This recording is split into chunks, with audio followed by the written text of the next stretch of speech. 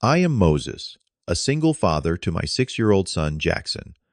The small landscaping business I built from nothing finally started turning a profit last year.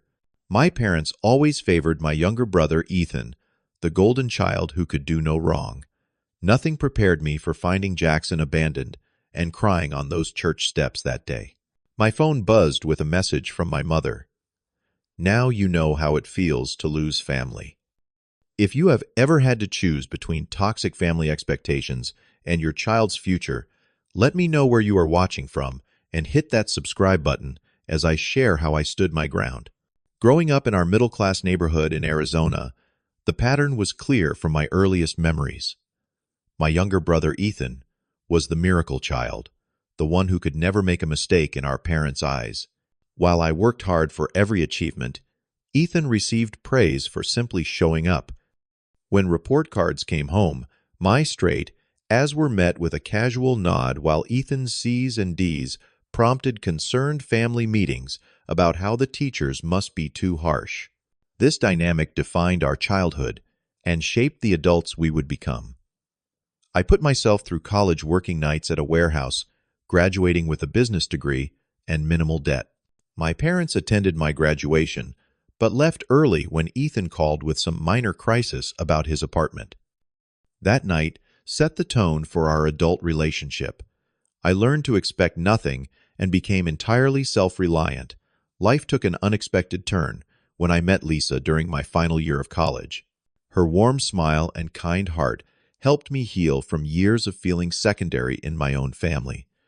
We married 2 years after graduation, and Jackson came along 3 years later. For the first time, I experienced what unconditional love felt like. My son looked at me like I hung the moon, and I promised myself he would never question his worth the way I had. Our happiness shattered when Lisa was diagnosed with aggressive breast cancer when Jackson was just 2. She fought bravely for 8 months before passing away, leaving me a widower with a toddler who kept asking when Mommy was coming home. When report cards came home, my straight A's were met with a casual nod while Ethan's C's and D's prompted concerned family meetings about how the teachers must be too harsh. This dynamic defined our childhood and shaped the adults we would become. I put myself through college working nights at a warehouse, graduating with a business degree and minimal debt. My parents attended my graduation, but left early when Ethan called with some minor crisis about his apartment. If you have ever had to choose between toxic family expectations and your child's future, let me know where you are watching from and hit that subscribe button as I share how I stood my ground. Growing up in our middle-class neighborhood in Arizona, the pattern was clear from my earliest memories. My younger brother, Ethan, was the miracle child, the one who could never make a mistake in our parents' eyes. While I worked hard for every achievement, Ethan received praise for simply showing up. During Lisa's illness, my parents visited exactly twice each time, commenting on how they would have helped more if Ethan had not needed their support with his latest failed business venture. The night after Lisa's funeral, my mother suggested I send Jackson to live with them temporarily, since a bachelor could not possibly raise a child properly. I declined and doubled down on building our life. It was security for my son's future, something I never had growing up. Despite the strained relationship, I maintained monthly family dinners at my parents' house. Jackson enjoyed seeing his grandparents, and I did not want to deny him family connections just because of my complicated history. During these dinners, my father would inevitably mention how well Ethan's newest venture was going, conveniently omitting that they had funded every failed attempt. I finally had breathing room financially and could spend more quality time with Jackson, who was growing into a thoughtful, curious 6-year-old with his mother's smile and gentle nature. Through careful budgeting and some profitable investments suggested by my financial advisor, I managed to save $60,000 for Jackson's education fund. This money represented countless early mornings, late nights, and missed weekends.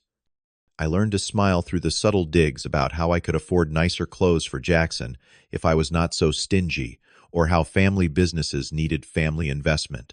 Jackson was the only reason I kept showing up, watching his face light up when my mother baked his favorite cookies, or when my father taught him to identify backyard birds. What I never anticipated was how far they would go to maintain their distorted family hierarchy. The events that unfolded would not only test my resolve as a father, but would permanently alter my understanding of what family truly means. It was a Tuesday morning when Ethan showed up unannounced at my office. The spring landscaping season was in full swing, and I was reviewing crew assignments when he waltzed in wearing a designer suit that probably cost more than my monthly mortgage payment. Good timing, big brother. I have an amazing opportunity that you need to hear about, he announced, dropping into the chair across from my desk without waiting for an invitation. I had heard this opening line at least a dozen times before, but something in his expression seemed different, more confident, more assured. Against my better judgment, I put down my paperwork and gave him my attention. This is the real deal, Moses.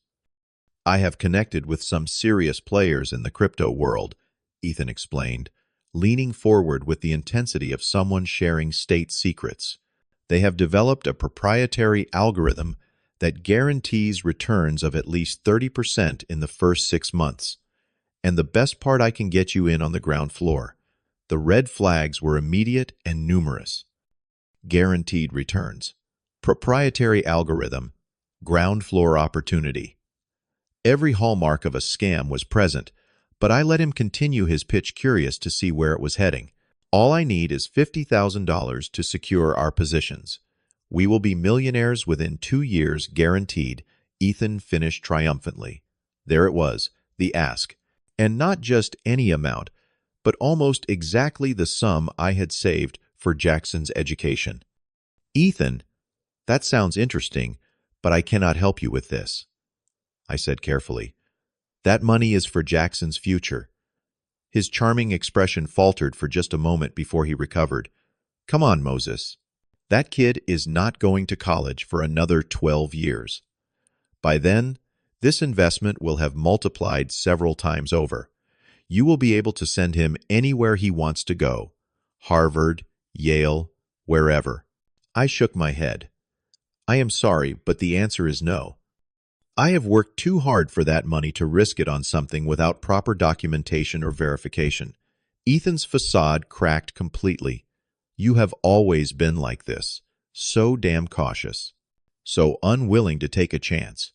This is why you will always be stuck mowing lawns while people like me move forward. I remained calm, having weathered similar outbursts before. I am not stuck, Ethan. I have built something sustainable that provides for my son. That is what matters to me. He stood abruptly, knocking over a cup of pens. Always the responsible one, right? Always looking down on me. You know what? I do not need your money. I will find investors who actually understand modern finance. With that, he stormed out, slamming the door hard enough to rattle the windows. I sighed, knowing this was far from over. Once Ethan involved our parents, the real pressure would begin. It started with phone calls. First, my mother, her voice tight with disappointment, asking why I would refuse to help my own brother succeed. Then my father, more direct in his approach, telling me I owed it to the family to support Ethan's ventures. I explained repeatedly that the money was for Jackson's future, that I had a responsibility to my son that came before all other obligations. Their responses made it clear that in their hierarchy of family, my child's security was secondary to Ethan's latest scheme. The monthly family dinner that Friday became an ambush. I arrived with Jackson to find not only my parents and Ethan waiting, but also my father's brother, Uncle Frank, who they had apparently recruited as additional pressure. Throughout dinner, the conversation repeatedly circled back to family loyalty. My mother served her special roast chicken while delivering emotional jabs about how real family sacrifices for each other. My father mentioned neighbors whose children had pooled resources for a family business, his implication clear. When Jackson went to the living room to play with the toys kept at my parents' house specifically for these visits, the gloves came off completely. I cannot believe you would be so selfish, Moses, my mother said, her voice low but intense. After everything we have done for you, I had to stifle a bitter laugh. What exactly had they done for me? I had put myself through school, built my business without their help, and raised Jackson largely without their support. This is Ethan's chance to finally establish himself, my father added. As his brother, you have a responsibility to help him succeed. I have a responsibility to my son first, I replied firmly. I will not risk his future on an investment that has all the hallmarks of a pyramid scheme. Ethan slammed his hand on the table, causing the dishes to rattle. It is not a pyramid scheme. You just cannot stand to see me succeed where you have played it safe your whole boring life. Uncle Frank, who had remained silent until now, finally spoke. Moses' family is everything. There will be consequences if you do not reconsider. Something in his tone sent a chill down my spine. It felt less like concern for family harmony and more like a threat. I stood suddenly feeling the need to collect Jackson and leave. I love my family, but I will not apologize for protecting my son's future, I said, looking each of them in the eye. I am going to get Jackson now, and we are leaving. I think we all need some time to cool down. As I walked away, I heard my father's voice unnervingly calm. You will regret this decision, Moses. Family always comes first, and you are choosing money over blood. Little did I know then just how far they would go to teach me that lesson. The following Wednesday began like any other. Jackson ate his dinosaur-shaped pancakes while I reviewed my work schedule. I dropped him at Oak Ridge Elementary at 7:45 a.m., reminding him that I would pick him up at 3 o'clock sharp. See you after school, buddy. Have a great day, I called as he ran toward his classroom. He turned and waved his Batman backpack, bouncing with each step. The workday was busy with spring landscaping contracts, and I lost track of time until my phone alarm reminded me to head to the school. I arrived at 3:10 p.m., expecting to see Jackson waiting with his teacher, Mrs. Bennett, as usual. When I did not see him in the pickup line, a flicker of concern sparked in my chest. I parked and walked to his classroom, finding Mrs. Bennett grading papers. Mr. Stevens, I thought you would have left by now, she said, looking surprised. My concern deepened. Left Jackson is supposed to wait for me here. Her expression changed to confusion. But your parents picked him up about 20 minutes ago. They showed ID and everything. They said there was a family emergency. Panic surged through me like an electrical current. I never authorized them to pick up Jackson. Never. Mrs. Bennett's face paled. They are on the approved list from the beginning of the year. I just assumed. I pulled out my phone with shaking hands, calling my parents' number. No answer. I tried Ethan. Straight to voicemail. 3 more attempts to reach my parents went unanswered before a text message arrived from my mother's number.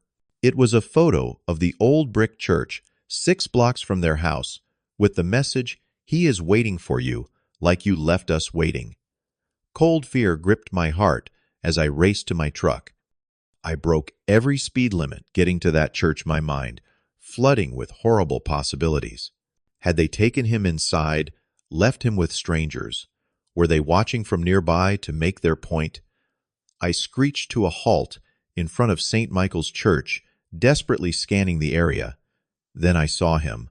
Jackson was sitting alone on the concrete steps, hugging his backpack, his small face streaked with tears.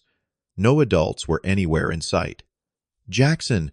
I shouted, running toward him. He looked up, his expression a mixture of relief and lingering fear. "Daddy!" he cried, launching himself into my arms. I clutched him tightly, my heart pounding as I checked him for any sign of harm. "Are you okay? Are you hurt?" He shook his head, hiccuping through tears. "Grandma said, you chose money over family, and I had to wait here until you remembered what matters most. She said you would come find me when you learned your lesson. I was so scared, Daddy." A stranger tried to talk to me, but I remembered not to talk to people I do not know. My blood ran cold at his words. I held him closer, rage building, alongside the terror that was slowly subsiding. "How long have you been here, buddy?" "The clock says 1 hour," he answered, pointing to the church tower. "I counted like you taught me. 1 hour. My 6-year-old son had been abandoned on church steps in an area known for drug activity and petty crime for an entire hour, to teach me a lesson about family loyalty." As we drove home, Jackson grew quieter occasionally, asking questions that broke my heart.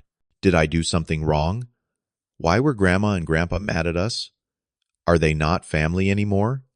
I answered as calmly as I could, assuring him he had done nothing wrong, while my mind raced with what needed to happen next. This was not a family disagreement. This was child endangerment. This was unforgivable. When we got home, I called the police to file a report. The responding officers took the situation seriously, especially when they learned Jackson had been left alone for an hour in an area where 2 child abduction attempts had occurred in the past year. While I was speaking with the officers, my phone buzzed with a text from my father. "When you are ready to apologize and help your brother, we can discuss visitation with our grandson." I showed the message to the officers, who added it to their report as evidence of premeditation. They advised me to pursue an emergency restraining order first thing in the morning. That night, Jackson had the first of what would become recurring nightmares. He woke screaming, convinced that I had left him forever. I held him until he fell back asleep, my resolve hardening with each tear he shed. The following morning, I called in my most trusted crew leader to manage the day's work and took Jackson to meet with family attorney Amanda Walsh. Her expression grew increasingly grave as I recounted the events. "Mr. Stevens, what your parents did constitutes child abandonment under state law," she explained. "This is not a gray area. They deliberately placed a minor in a dangerous situation as leverage in a family dispute." The text messages show clear intent and awareness of their actions. I nodded, the weight of the situation pressing down on me. "What are my options?" "We need to file for an emergency restraining order immediately to legally protect Jackson. I also recommend pursuing criminal charges. Child abandonment is a Class 4 felony in this state.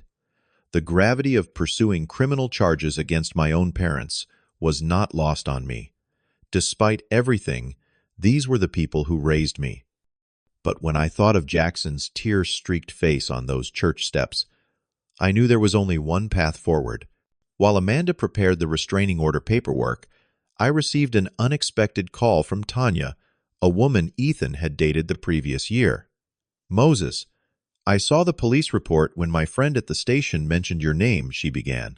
"I thought you should know this is not the first time Ethan has tried to pull people into his schemes. He convinced 3 of my friends to invest $30,000 in a crypto venture last year. They lost everything, and he claimed the market changed unpredictably." Her revelation was just the beginning. Over the next few days, I discovered Ethan had pending fraud charges in a neighboring county that my parents had helped suppress with expensive legal assistance. The investment opportunity he had presented to me was identical to ones he had used to defraud at least 7 other people. My parents launched a counteroffensive telling extended family members that I was overreacting and destroying the family over a simple misunderstanding. According to them, they had merely left Jackson at the church for a few minutes to teach me about priorities, never anticipating I would involve authorities in a family matter. Their version might have gained traction had my mother's sister, Aunt Jillian, not reached out to offer her support. She had witnessed their enabling behavior for decades and had distanced herself years ago after similar manipulation tactics were used against her. "You are doing the right thing, Moses," she assured me. "They crossed a line that cannot be uncrossed." Using a child as a pawn is unforgivable, regardless of family ties. The temporary restraining order was granted immediately. The court date for the permanent order was set for 3 weeks later, giving me time to gather documentation and prepare. Jackson started seeing a child therapist specializing in trauma, while I joined a support group for single parents navigating family crises. When the court date arrived, I was surprised to see my parents appear without legal representation, seemingly confident that the family court judge would see this as an overblown family squabble. They sat stiffly on the opposite side of the courtroom, refusing to meet my eyes. Judge Harriet Watkins, a stern woman in her 60s, with a reputation for protecting children's interests above all else, reviewed the evidence carefully. When my parents finally spoke, their justification stunned even me. "Your Honor, we were simply employing traditional family discipline methods," my father explained calmly. "In our day, children learned consequences through direct experience. Our grandson was never in any real danger. This is how families have taught important lessons for generations." The judge's expression remained impassive until he finished speaking. Then she removed her glasses and fixed my parents with a penetrating stare. "Mr. and Mrs. Stevens, let me be absolutely clear. What you describe is not traditional family discipline. It is child abandonment and endangerment. You left a 6-year-old child alone for over an hour in an area with documented criminal activity. You used this child as a pawn to manipulate your adult son into a financial decision. This court finds your actions not only illegal, but morally reprehensible." She turned to me next. "Mr. Stevens, this court grants your petition for a permanent restraining order prohibiting your parents and brother from contacting you or your son. Additionally, I am referring this case to the district attorney with my recommendation that criminal charges be pursued." My mother gasped audibly, the reality of potential jail time for child endangerment finally breaking through her self-righteousness. My father's face hardened into a mask of disbelief. As we left the courtroom, I felt no triumph, only a profound sadness mixed with relief. The family I had known was gone forever, but Jackson would be safe. That was all that mattered now. The months following the court decision were quieter, but heavy, with both grief and healing. Jackson continued his weekly therapy sessions, gradually processing the abandonment and betrayal by people he had trusted. The nightmares decreased from nightly to occasional, though he still sometimes asked for extra reassurance at bedtime that I would never leave him. I attended a support group for single parents led by Dr.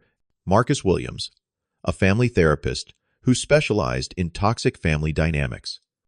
The perspective gained from others who had made similar difficult choices helped ease the guilt that sometimes threatened to overwhelm me, especially during holidays and family milestones that now felt emptier.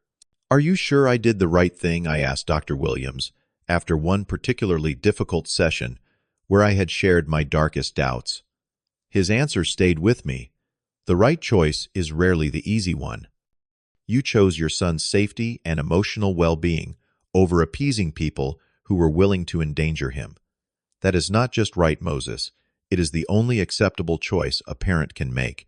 Gradually, we began building new traditions and a chosen family of supportive friends. Mrs. Rodriguez, our elderly neighbor, who had helped with childcare since Lisa's death, became a surrogate grandmother figure to Jackson. I reconnected with Lisa's parents, who lived 3 states away, but made the effort to visit regularly and maintain a connection with their grandson. 3 months after the court decision, I received a call from an unfamiliar number. I almost did not answer, wary of the constant calls from extended family members attempting to broker peace. Something made me pick up on the final ring. Moses. It was Ethan's voice, subdued in a way I had never heard before. "What do you want, Ethan?" I responded coldly, prepared to hang up immediately if he started his usual manipulation. "I just wanted to tell you that you were right," he said quietly, "about everything. The investment was a scam. I am facing fraud charges. Mom and Dad are finally refusing to bail me out after the restraining order woke them up to some hard truths." His confession caught me off guard. For as long as I could remember, Ethan had never admitted being wrong about anything. "I am sorry about what happened with Jackson," he continued when I remained silent. "I never thought they would go that far. I just wanted the money, and I knew which buttons to push." The apology felt insufficient compared to the trauma Jackson had experienced, but it was the first crack in the family denial that had persisted for months. "I do not know what you want me to say," I finally responded. "What happened cannot be undone." "I do not expect forgiveness," Ethan replied. "I just thought you deserved to know that not everyone in the family is still pretending what they did was justified. I am trying to get help for my issues. Real help, not just another bailout." Despite my lingering anger, I found myself offering to connect him with a lawyer I knew who specialized in first-time offenders. The call ended awkwardly, but it was the first honest conversation we had shared in years.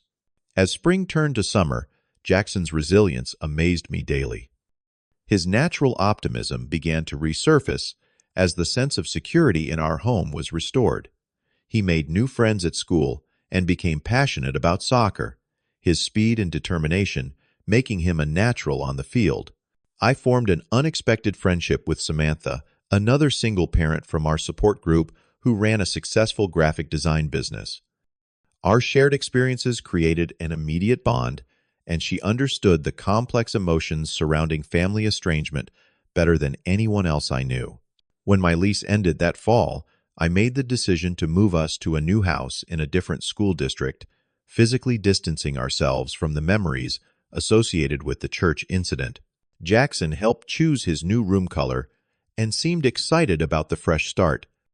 Around the 1-year mark after the incident, I received a letter from my mother. Unlike previous communication attempts that denied responsibility or demanded forgiveness, this one contained a partial acknowledgement of the harm caused. "We still believe families should stand together, but we recognize that our actions crossed a line. Jackson did not deserve to be part of our disagreement with you. We are complying with the counseling required by the court and hope that someday you might consider allowing some form of supervised contact with our grandson." I read the letter several times, noting what was present and what was still missing. There was acknowledgement of harm to Jackson, but no real apology for the trauma caused. There was mention of counseling, but framed as compliance rather than genuine desire for change. There was hope for contact, but no promise of respect for my boundaries as a parent. I wrote a brief response acknowledging receipt of her letter and stating that any future reconsideration would require substantial evidence of changed behavior and genuine remorse. I felt no obligation to reestablish contact, but no longer carried the burning anger that had consumed me in the immediate aftermath. Jackson's innocent question one evening caught me off guard. "Are bad grandparents still family, Dad?" I considered how to answer truthfully while remaining age-appropriate. "Family should be the people who love you and make you feel safe, buddy. Sometimes the people who are supposed to be family make choices that hurt us instead. When that happens, we can love them from a distance while protecting ourselves." He nodded thoughtfully, "Like how we do not touch the hot stove, even though we like what cooks on it." Exactly like that, I agreed, amazed by his simple wisdom. The education fund that had been the catalyst for so much conflict had grown to $75,000 through careful investing. I added a new legal provision that it could only be accessed for Jackson's education or in medical emergencies with my trusted friend Amanda as secondary trustee should anything happen to me.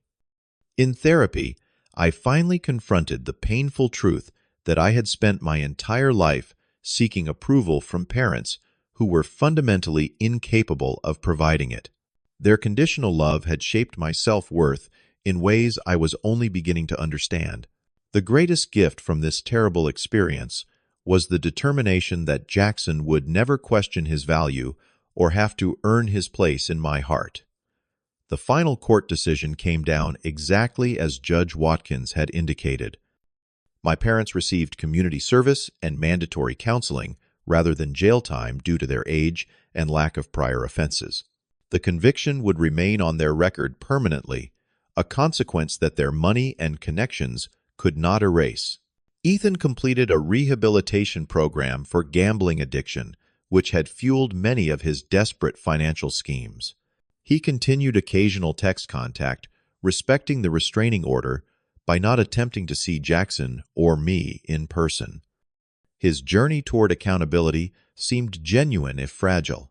As for me, I found peace in the knowledge that standing firm had not only protected my son from immediate harm, but potentially from years of manipulation and conditional love. The family we created through choice, rather than blood, became stronger than the one I had lost.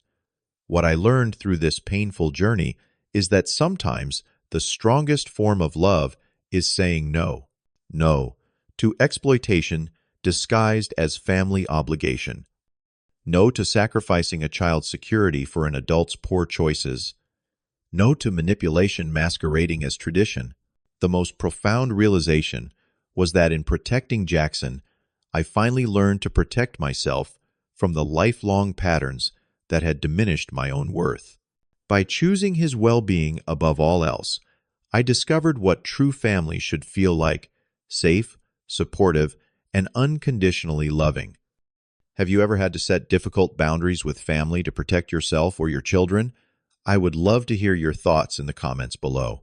If this story resonated with you, please consider subscribing and sharing it with someone who might be struggling with toxic family dynamics. Sometimes, the most powerful thing we can do is show others they are not alone in these difficult choices. Thank you for listening to my journey, and remember that creating a family of choice can be the most healing gift you give yourself and your children.